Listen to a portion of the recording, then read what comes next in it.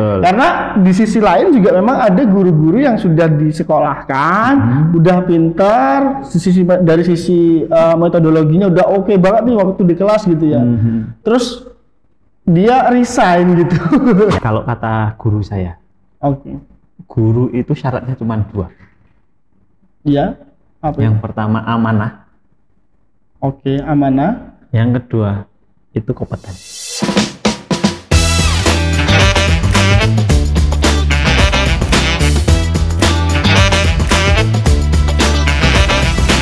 Halo sahabat pendidik semua, ketemu lagi di YouTube Quanta Indonesia. Nah, ini merupakan serial baru di YouTube Quanta Indonesia. Kita akan ngobrol-ngobrol bareng teman-teman semua yang ada di Quanta Indonesia dan juga mungkin nanti mengundang narasumber-narasumber hebat dari luar tentunya buat kita ajak ngobrol santai tapi tetap memiliki value yang bisa kita ambil begitu ya. Nah, kali ini kita akan ngobrol bareng dengan Coach Diwan nih. Nah, ini sudah ada Coach Diwan ya. Halo Coach Diwan. Halo Coach Indra. Gimana kabarnya Coach Diwan? Kabar baik. Ya, kayaknya kita lama nggak ketemu ya. Sangat. Padahal baru ketemu setiap hari. Ya. Coach Diwan kalau boleh tahu mungkin ini kan Coach Diwan kan saat ini posisinya sedang ada di Chief ya. Nah, kalau boleh tahu Chief apa Coach Diwan? Kalau saya di Chief Quanta Institute, Coach Indra.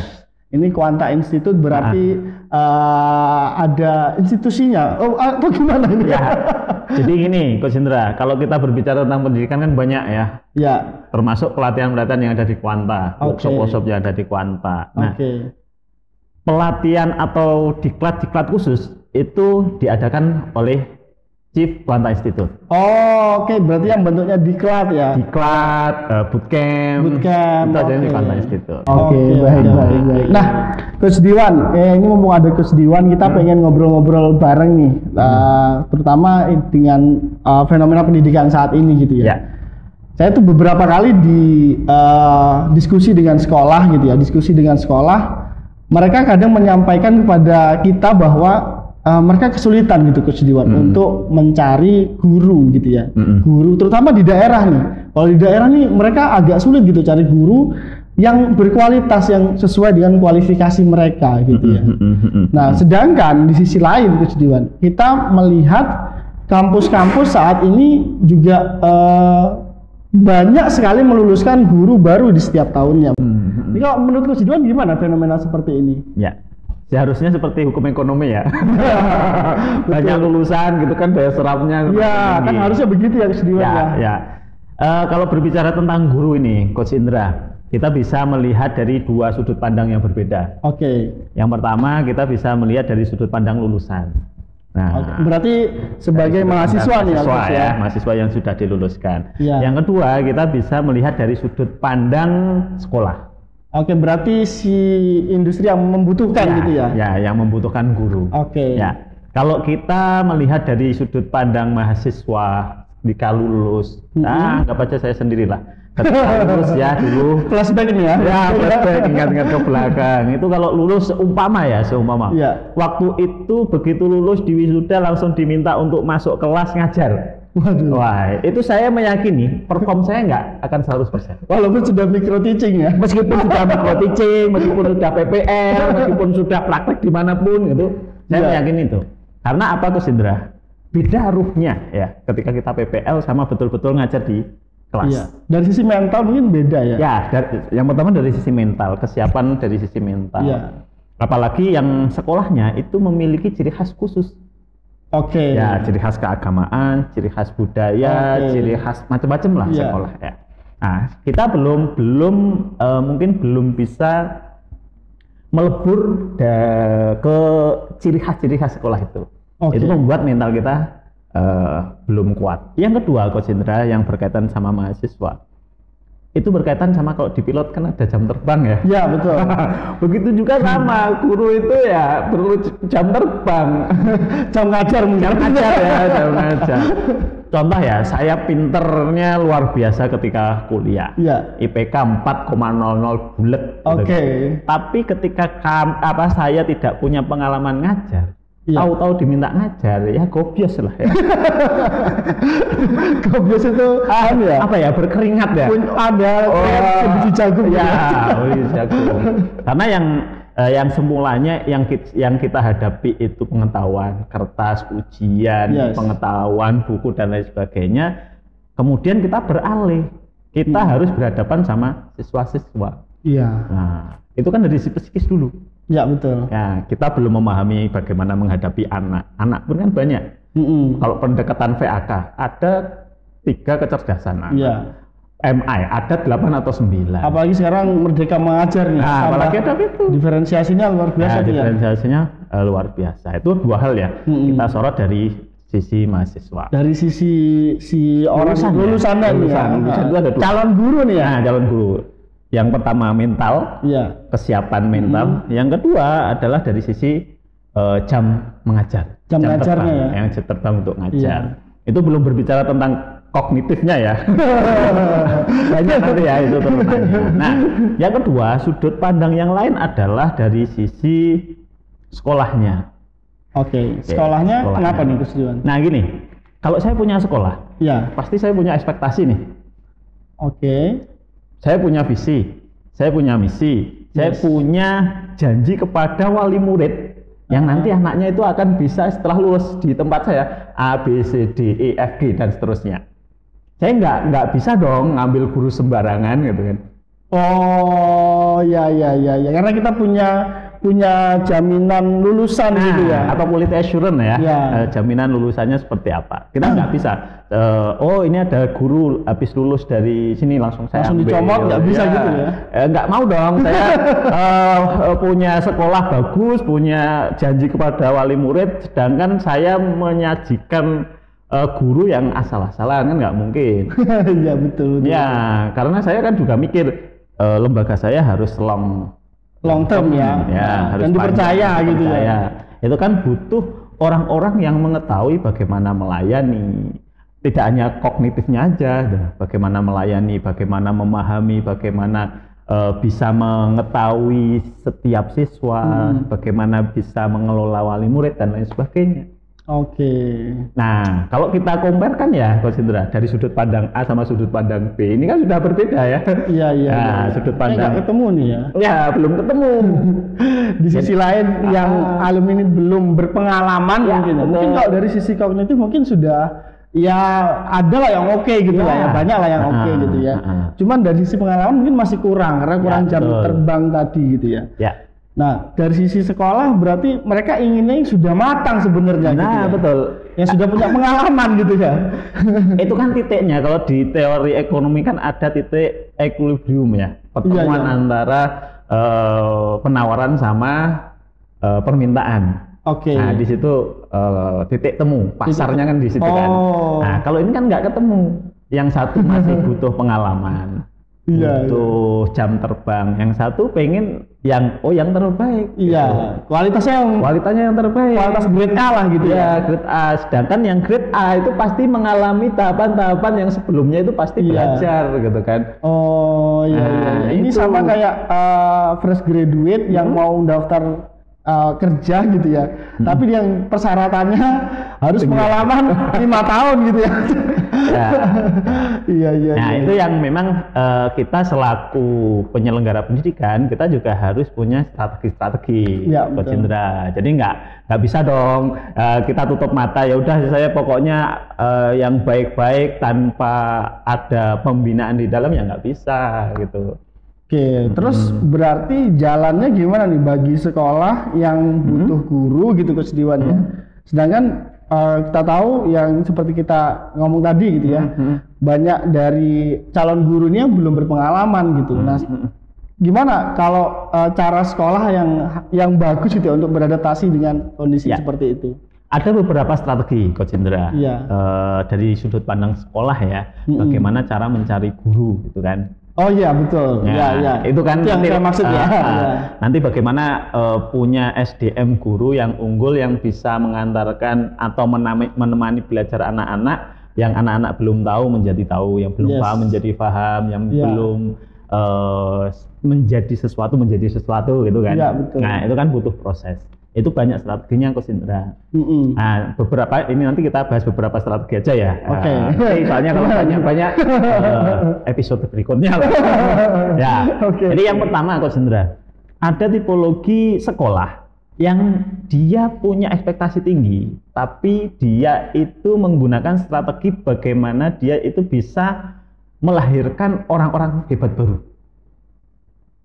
Oke, gimana tadi Coach Indra? Ya, jadi gini. Contohnya, saya punya sekolah. Yes.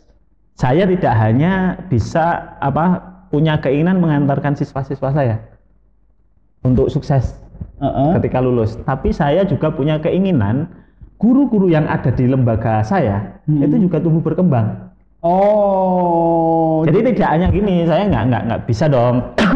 Saya ambil guru-guru yang baik-baik aja gitu. Tapi saya akan mencari orang-orang guru-guru yang potensial. Artinya sekolah ini tidak hanya mendidik siswa, tapi juga mendidik gurunya. Nah, gitu ya? Betul.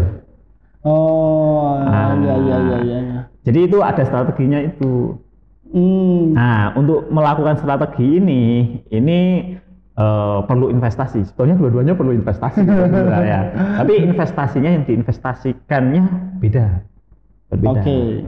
Kalau pakai strategi ini, saya yang pertama yang akan saya lakukan adalah saya akan mencari SDM yang punya kapasitas besar. Oh, kapasitas kalau ibarat motor tuh CC-nya udah besar gitu. CC-nya sudah besar gitu kan. Meskipun dia belum bisa. Iya. Skillnya belum, ngajarnya ya belum enak lah gitu kan.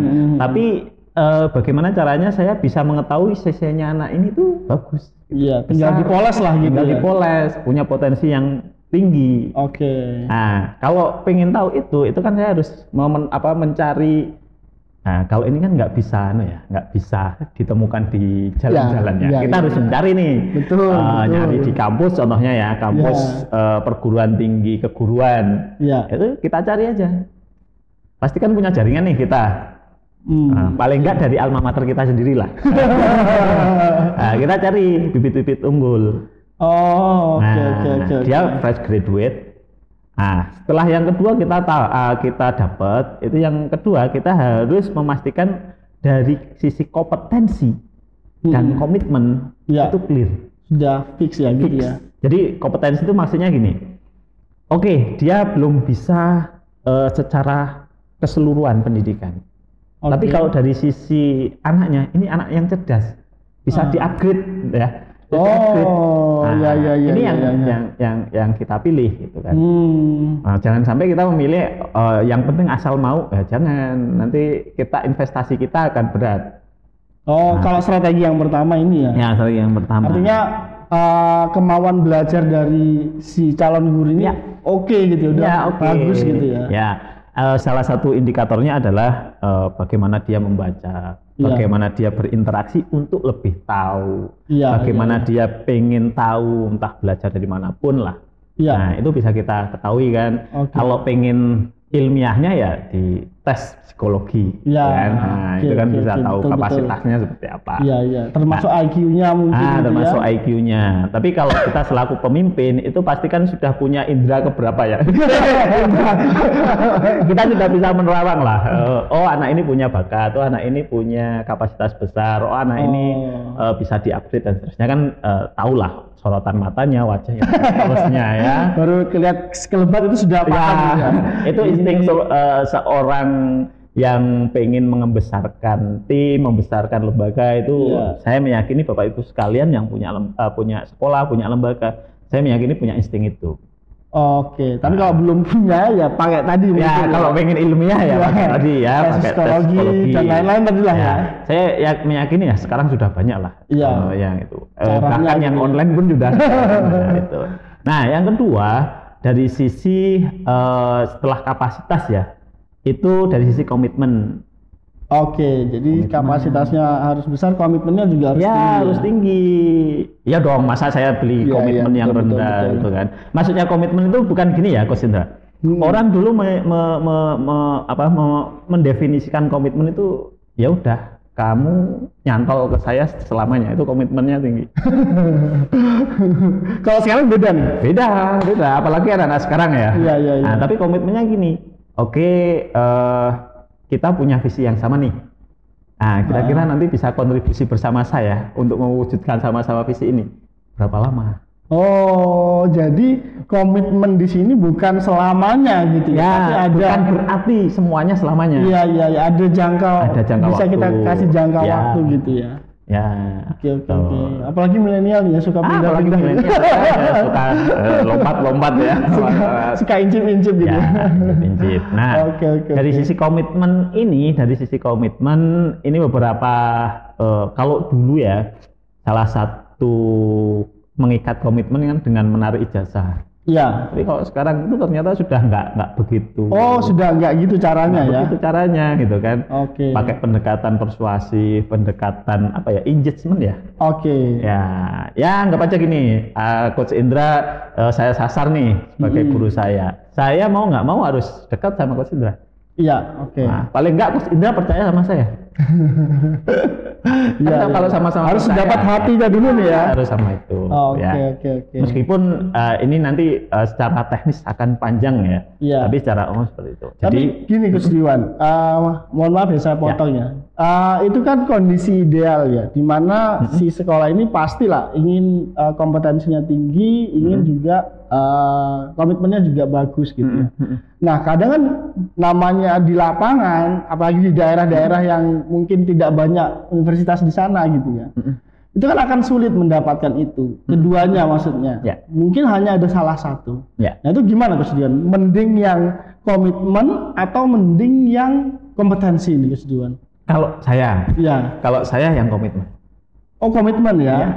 Karena apa? Dengan adanya komitmen, orang itu bisa loh kita ajak untuk scale up gitu kan.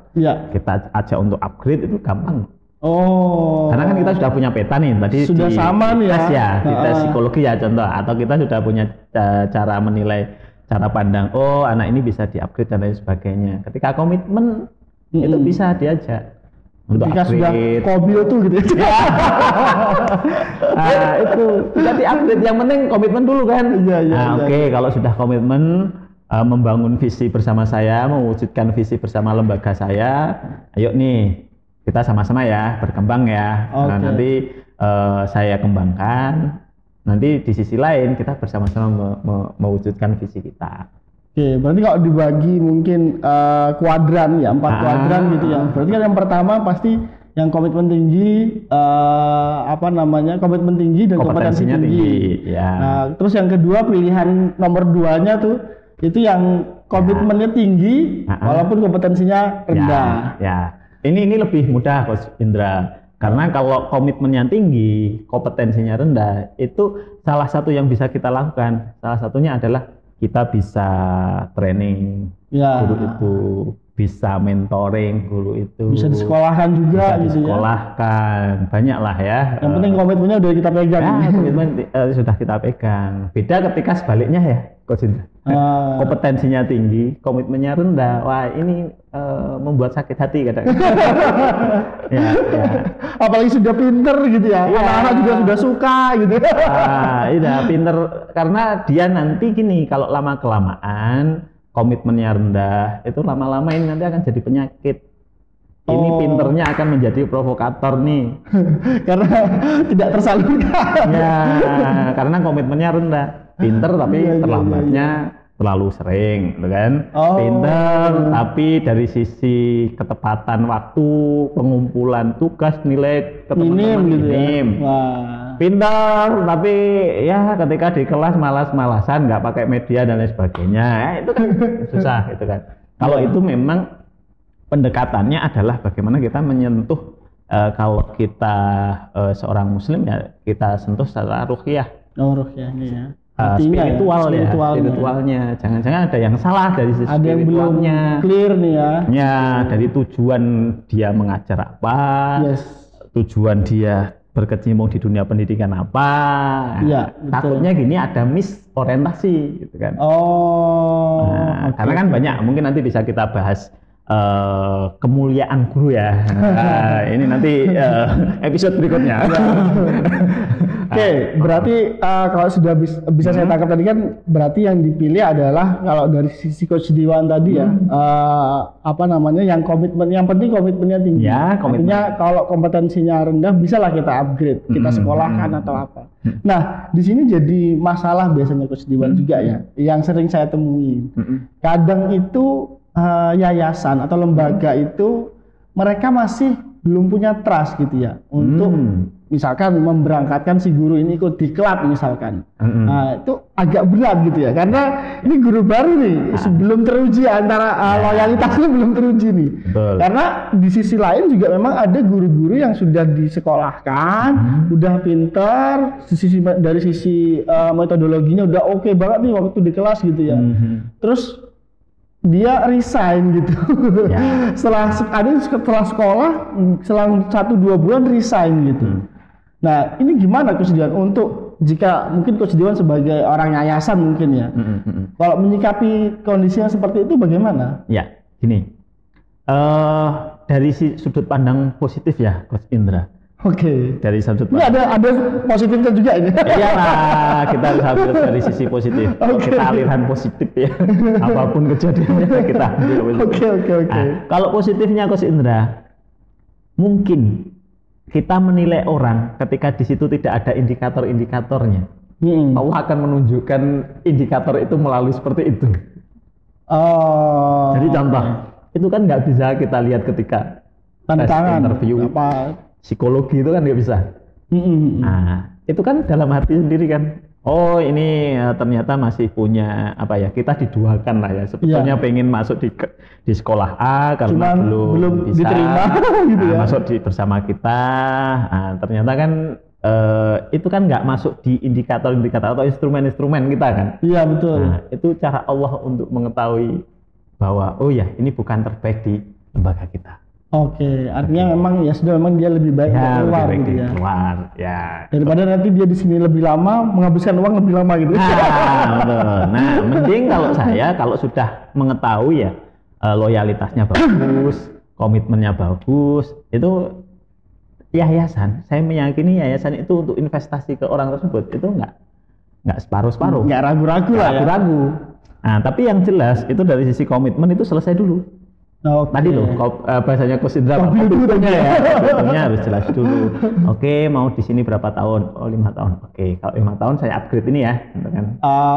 Jadi sudah ada perjanjian di depan nih. Sudah ada. Betul. Jadi contoh kalau saya jadi guru, saya juga akan mempertimbangkan, saya guru baru nih. Iya. Yayasan sudah langsung menyodorkan saya mau diikutkan ini.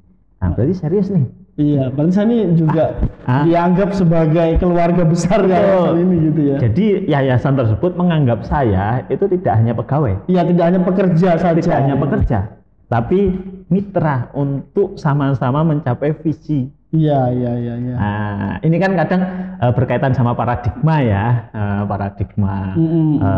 seorang yayasan atau seorang guru itu kan punya paradigma. Tapi ketika saya sebagai gurunya, ini kok sudah ditawari seperti ini. Bagaimana saya ingin mendua, ini aja sudah mencukupi keinginan saya, ya kan? Iya. Nah, sebetulnya kan sederhana. Ketika kita jadi guru itu kan yang penting kita di situ dihargai, bisa berkontribusi bagus, kemudian kita punya kesempatan untuk tumbuh dan berkembang, cukup. Ya, betul. Yang lain kan efek ya. Efek. Meskipun kalau dari sisi kacamata yayasan itu semuanya juga harus kita pikirkan. Iya, betul. Nah, contoh dari sisi pengembangan diri, kita kasih pengembangan dirinya. Ya. Pastinya setiap orang kan punya keinginan untuk mengaktualisasi diri. Iya, betul. Kita kasih panggungnya. Dia pasti punya keinginan untuk menjalin keluarga yang bagus. Ya pasti, itu kan naluri manusia lah ya. Naluri manusia kan punya kebutuhan. Ya. Selaku yayasan saya juga harus memikirkan dong. Iya, betul. Ya meskipun saya selaku yayasan pasti punya keyakinan guru-guru itu ikhlas loh. Oke. Ikhlas loh. Kalau nggak ikhlas dia nggak mungkin pengen jadi guru. Ya miliarder atau apalah. Ya. Nah, memang kalau jadi guru memang orientasi yang terbesar adalah kan, kalau kata guru saya nih, saya, ketika memilih pekerjaan atau bidang usaha, itu yang dilihat usaha ini, bidang ini bisa mengantarkan kita ke surganya Allah enggak sih? betul. Kalau kata orang tua saya itu ada dua yang strategis ya, meskipun semuanya punya potensi gitu kan. Tapi yang strategis dua. Yang pertama itu tentang pendidikan, yang kedua itu tentang kesehatan. Itu kan ada sosialnya ya. Gitu. Itu Coach Indra. Jadi ketika kita sudah tahu loyalitasnya, komitmennya seperti apa, ya kita berinvestasi. Mau tim kita kompetensinya bagus, kita kalau nggak investasi ya gimana kan?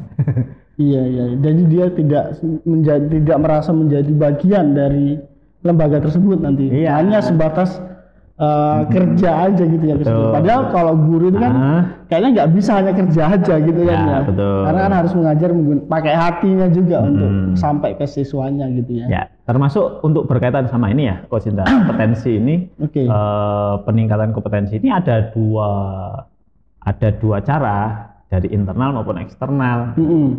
Kalau dari sisi eksternal dikirimkan kemana gitu kan, diklat, pelatihan, webinar atau apapun namanya itu kan. Nah, tapi kalau dari sisi internal itu paling enggak kita membuat budaya sekolah itu yang budaya yang tumbuh dan berkembang. Continuous improvement ya. Contoh seumpama 5 hari kerja ya, ngajar 5 hari kan. Hari Sabtu itu waktunya untuk upgrade diri. Membaca, sharing ataupun apapun itu di dalam lingkup sekolah itu harus ada upgrade. Jadi biar tumbuh ya, nuansa pembelajarannya tumbuh dan berkembang di situ. Kalau di Kemendikbud itu kan sudah difasilitasi itu, ada PPM ya, platform PMM platform pendidikan mengajar ya. Saya agak bingung gitu, Bapak ini apa lagi nih? Baru lagi ya. Itu ada platformnya. Di platform itu ada salah satunya adalah bagaimana sharing bersama guru. Di internal sekolah maupun lintas sekolah. Mungkin kayak perkumpulan guru IPA gitu-gitu ya. Betul, itu kan bisa. Kalau kepala sekolah kan ada kayak K3S gitu kan, yang satu wilayah gitulah ya. Ada KKG, KKI. KKG macam-macam gitu ya. Oke. Wah, ini mantap juga ini ya. Seru sekali kayaknya ini pembahasan tentang guru. Kayaknya kalau sudah ngomongin guru nggak habis-habis gitu ya. Betul, Coach Indra. Dan ya itu tadi yang sering disampaikan ke saya, mungkin ke Coach Diwan juga mungkin ya. Kadang itu pengen sebenarnya yayasan itu memberangkatkan, cuman ya tadi terkendala dengan belum yakinnya yayasan dengan loyalitas si guru baru ini gitu ya. Apalagi berita sekarang kan kalau kita lihat di media massa kan generasi milenial ini sering pindah-pindah pekerjaan gitu ya. Pengen coba ini dan lain sebagainya. Itu. Nah, Coach Diwan, mungkin terakhir nih Coach Diwan, bagi mungkin ada satu closing statement gitu ya dari Coach Diwan untuk mungkin untuk para entah kepala sekolah atau pemilik sekolah dan lain sebagainya. Kira-kira apa nih pesannya untuk sekolah agar bisa memberdayakan gurunya tadi? Guru, kalau kata guru saya, guru itu syaratnya cuma 2. Yang pertama amanah. Amanah. Yang kedua itu kompetensi. Berkompeten. Amanah dan berkompeten ya Mas Diwan. Guru itu cuma 2 itu. Nah, ketika kita bisa menyajikan atau membuat panggung atau memfasilitasi guru-guru mendapatkan 2 ini, kami meyakini kemuliaan guru itu akan tumbuh. Dari sisi ruhiyah tumbuh, dari sisi kompetensi tumbuh itu. Nah, kalau kita berbicara tentang kompetensi, banyaklah kegiatan-kegiatan. Di Kuanta pun ada, di Kuanta Institute pun ada bagaimana membekali guru biar nanti ketika masuk di dalam kelas itu tidak canggung lagi.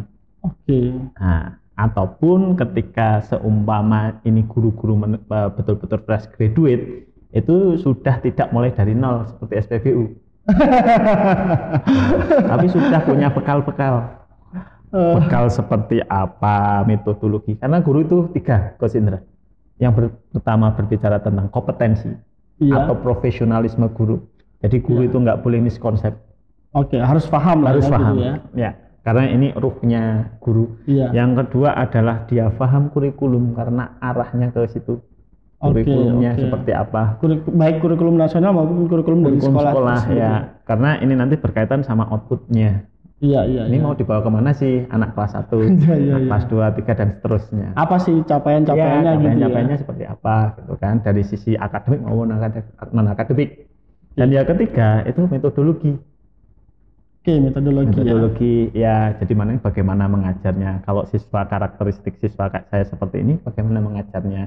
Kalau saya dalam satu kelas itu yang dominan seperti ini, seperti apa. Oke. Itu Coach Indra, kalau itu bisa dibangun, membuat kesadaran guru semakin bagus untuk terus belajar, saya meyakini guru itu loyalitasnya dari situ. Kalau pengen kita diloyali guru-guru kita harus loyal ke guru-guru kita. Betul. Mungkin itu Coach Indra. Tadi 3 tadi ya Coach Diwan ya. Yang pertama tadi kompetensinya, terus pemahamannya terkait kurikulum, sama yang ketiga tadi metodologinya. Ketika menyampaikan itu metodenya seperti apa gitu ya. Betul. Itu Coach Indra. Oke, terima kasih banyak Coach Diwan. Kayaknya ini perlu kita buat part selanjutnya nih untuk bahas guru nih ya. Siap. Karena guru itu kalau ada peribahasa yang baru nih Coach Diwan. Guru gimana? Pahlawan dengan tanda jasa. Nah,